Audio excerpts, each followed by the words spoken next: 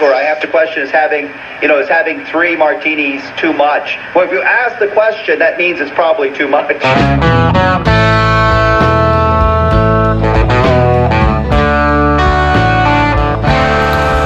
Hello, everybody. Welcome to Yes, I'm Still Sober with John Raven, episode 10. We're already to 10. Hope everybody's doing all right. All my local friends, hope you're staying hydrated, because it's like 100 degrees plus every day. Waiting for our 2 weeks of fall here in Austin, Texas. Can't wait. So, I've been having an okay week. Nothing really much going on, except, there is. I don't talk about comedy as much as I should, I guess. I don't know. I always like when a new HBO comedy special comes out. For the most part, they're really good. I really like Gerard Carmichael's special. It was different approach. But speaking of different approach, there's a new special that dropped last Friday, I think. It's Drew Michael. He talks to the camera for 45 minutes. There's no audience. I don't understand. That's a monologue. That's not. I think the trailer. I think he talks about how it's like, well, this is very intimate and personal. That he didn't want to interrupt it with people. I don't know it. Like, I started it and he's talking. And I made it about 3 minutes because I started watching and he talks to you like it's like he's really deep because he realizes that he has intimacy issues. Like, that's original. Like, we don't all have that shit. But he's talking, and I'm thinking this is the intro. Like the opening, like you see people do. But then I realize this intro's going on really long, and I kind of scroll through the HBO Now app, so I'm like scrolling through to see if it ever... And no, he doesn't have an audience the whole time, and that's just mind-blowing to me. It's just... so if you like comedy, that's probably not the one to watch. It's...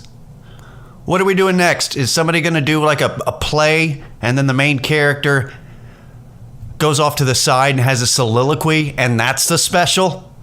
I don't know. At some point, it's not stand-up anymore, and that makes me sound old. But it's the new way. It's not new. Go look up Spalding Gray. Like, there are monologuists, people who do monologues, whatever. This is not a new format. This is just, I guess he wanted to really get out his material and what he wanted to talk about without people going, boo! Be funny! What the fuck is this? I guess that's what he wanted to avoid. And probably a good call, Drew. So, don't if you're looking to laugh, I suggest instead, I don't know, maybe it was funny, but after 3 minutes I'm like, fuck you, and I turned it off, and I went and watched Bert Kreischer's new special on Netflix, and that was funny.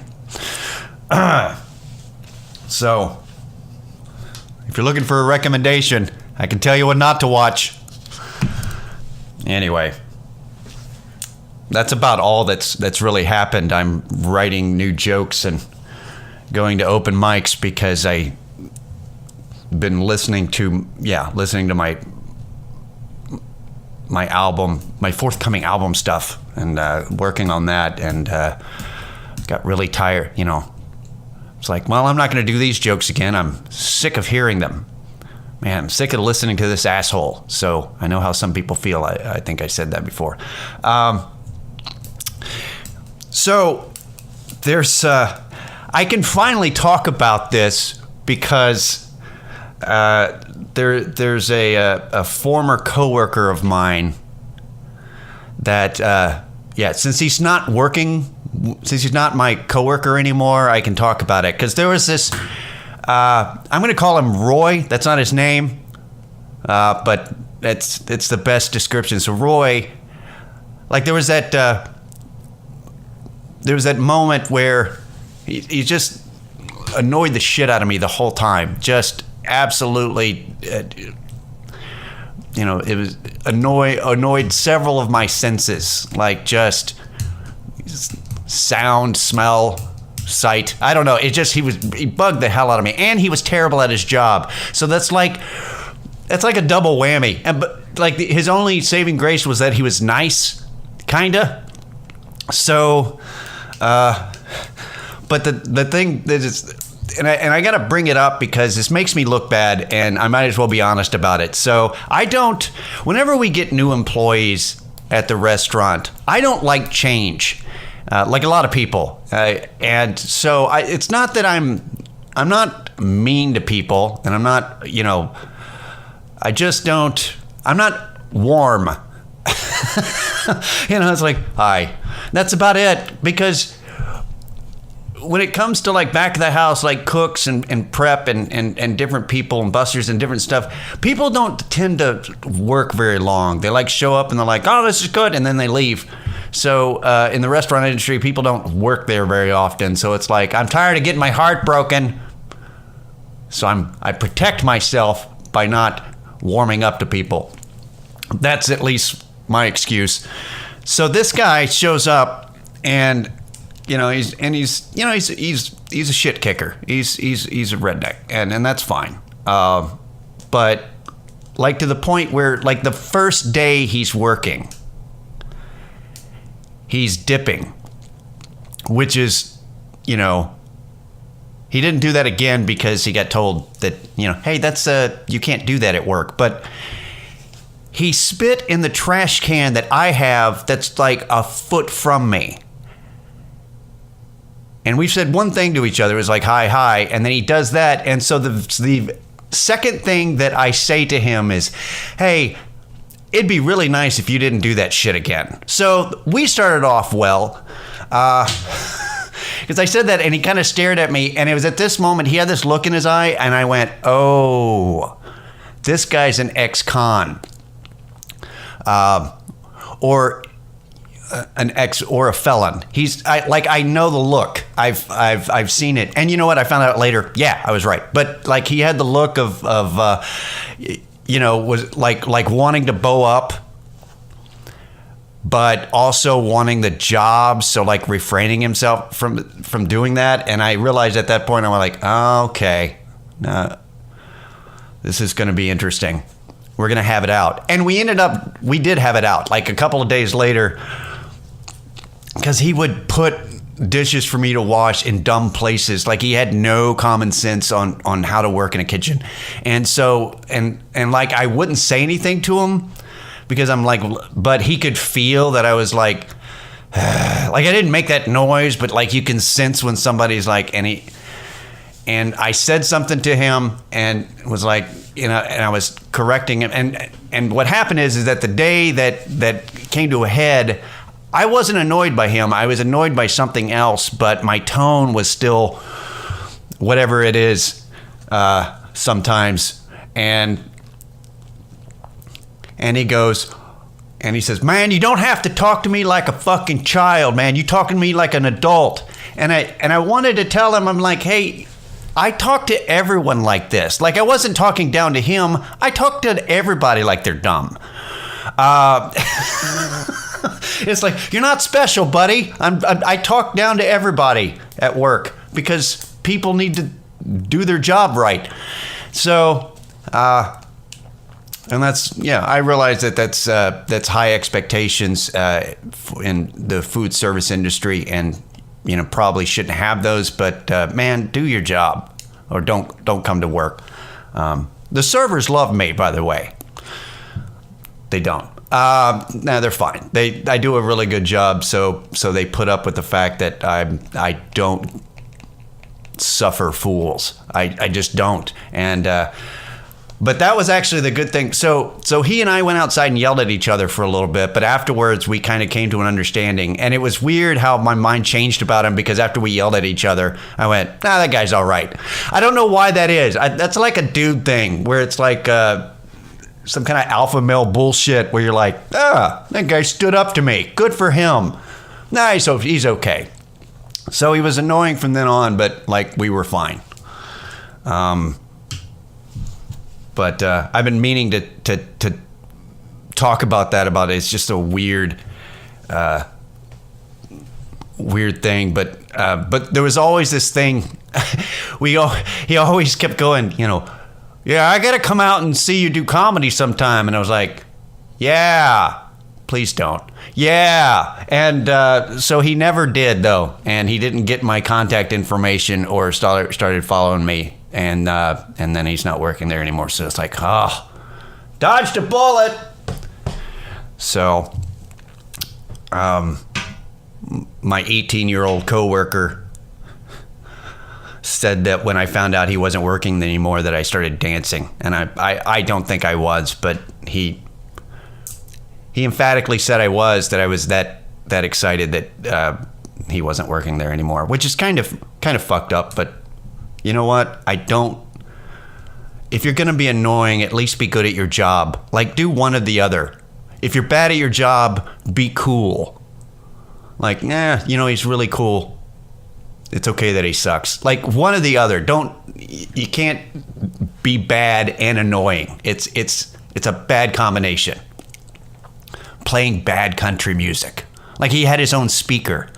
Like, there's music playing in the restaurant, and he's got his own speaker next to him, and so now you're hearing mediocre music coming out, for the customers, and then really, really shitty music at the same time, and and I've got my music, but I'm in the back, so I don't know. It was not a good situation, but that's over.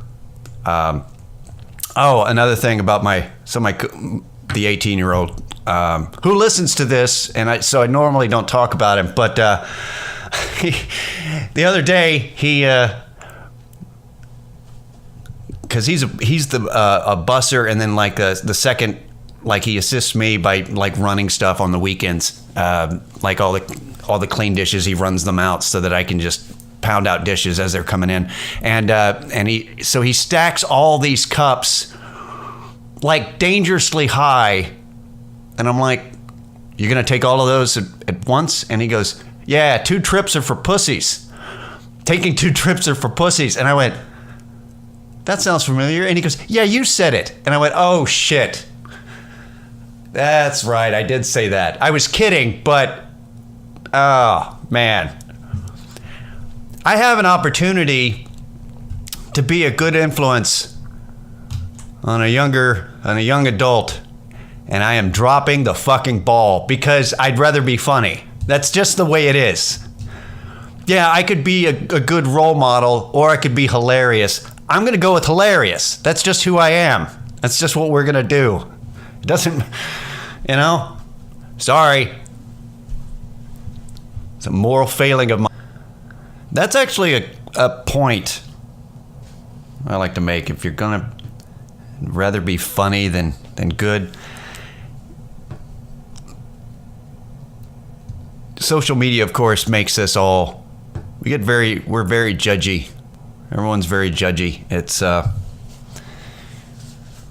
like I saw a lot of posts making fun of Demi Lovato and her OD, and people are just, they're very judgmental. And I mean, our Surgeon General report came out 2 years ago, the Surgeon General under Obama before the changeover, and he had put out talking about that that addiction is not a moral failing, because 20 million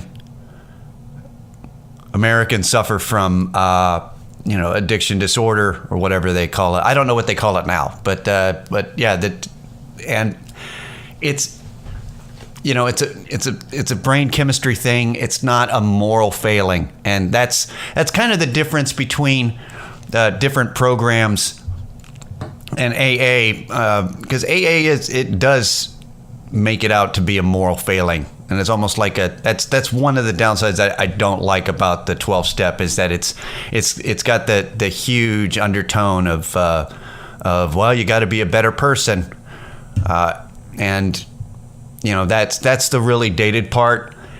And I mean, we've gotten a lot better as a society, but it's still, people are like, nah, that it's, people are weaker because they have a problem. And my biggest issue with the fact that everyone is judgmental about everybody and everything, everyone's got a hot take, everyone's got an opinion about every single little fucking thing. Twitter's a disaster area. My biggest problem with all of it is this: if you're gonna be judgmental, at least be funny. Otherwise, you're just soapboxing or trying to be snarky and like, I did I got a good burn. But if it's not funny, what's the fucking point? Then it's just annoying. You're just venting to no one. I mean, you're just making everybody else irritated with your venting. So, yeah, if you could do me that favor, if you're gonna talk shit, at least be funny about it, man. I don't like reading. I don't know. It's just, I don't get it. I hate on a lot of things, but I try to do it because I think it's hilarious. It's like if anybody who really knows me knows that I'm actually a really happy person. It's just, I like the curmudgeon. It's a persona, because that's what, nothing entertains me, and it makes me, I enjoy being irritated more than anything in the world. I just like being irritated. So I don't know why. It's just who I am. It's who I've become. So just keep it funny. I'm vaping, sorry. All right. I wanted to mention this because I don't think I've brought this up before. But so this would be no surprise that we hit another record, overdose deaths last year. It's a new high of like 72,000 people. Almost 30,000 of those were related to synthetic opiates, fentanyl specifically. And I wanted to bring up, buzzkill. No, but I wanted to bring up that something that a lot of people try. I think that a lot of drug users and addicts go for, regardless of, it's the idea that it kills people actually makes it more appealing. Like, oh, it must be a hell of a drug, because they say that if you'll read, some people will say, oh, it's 50 times stronger than heroin. Let's clarify what that means. Fentanyl. It's 50 times more potent than heroin. That doesn't mean it's 50 times, it gets you that much higher. It doesn't get you that much higher. It's just 50 times more dangerous. So it's kind of, I'm not saying, hey, always go back to the original. I'm not saying you should do heroin instead of fentanyl, but you should do heroin instead of fentanyl. You shouldn't do any of them, but don't upgrade because you think it's going to be better. It's not, it's just more dangerous. I realize that the guys that use this aren't listening to me right now, so I'm telling people that don't even do it. But anyway, pass that along. It's 50 times more potent, not stronger as in, oh, it's, hey, it's more alcohol content and it'll fuck you up more. It's not that kind of a thing. So that's just a clarification there. And So, one last thing, I guess. I know I said earlier that I'd rather be funny than good. Anybody who knows me knows that that's an exaggeration. But I think the thing is that at some point you get to it. Being sober after several years, I finally kind of realized that being true to myself is the best course of action. So sober people, listen. I don't know. Don't try to. I always like the Alan Watts said in one of his lectures that like don't try to improve yourself. You can only be yourself. Like you can be and I just totally misquoted that, but that's fine. But that's the whole idea is, that's kind of where I got that self-improvement is masturbation line from Fight Club, because it's not about making yourself better. It's just being the best you. If that makes sense. It's about I think that's what the whole idea of, trying to improve trying to better your life by being a more moral person. Just be you, man. Just, listen to yourself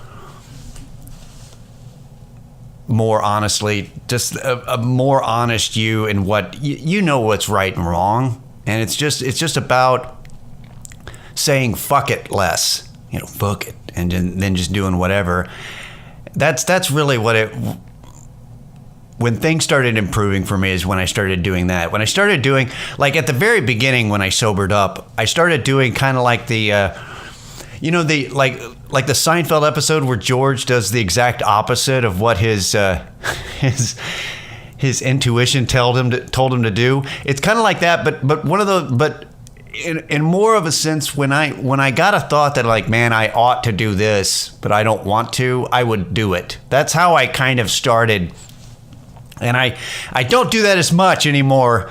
Now I'm just kind of like I'm in a zone. So I'm kind of, I'm like, no, I don't want to. I do that a lot, but every once in a while, if I'm feeling like I'm not happy with something, or I'm kind of, or I'm restless, I get restless a lot. That's the kind of thing. It's like, man, I ought to go work out. But I think I'd rather play Xbox. It's, about 50% of the time now I do finally go, no, let's go do it. And you know what? And of course, every time I feel better. And it's like, okay, I'll remember that next time. And then I don't, because I'm human and that's what happens. But it's about, just don't try to make yourself a better person. Just be truer to you. And that sounds really, man, that's some hippie bullshit. But that's the problem, is most of you listen to the message, not the person. Hippie bullshit is right. It's just like all the sayings in AA are actually true, regardless of the flaws. That what they say is actually the way to go. But that's about all I had on that, and you know what? I think we're gonna end it there. Thank you guys for listening. I know it's a little early, but I don't want to just ramble for 5 more minutes. I've already rambled for 24, so we will see you next week. This has been Yes, I'm Still Sober podcast. I'll see you guys.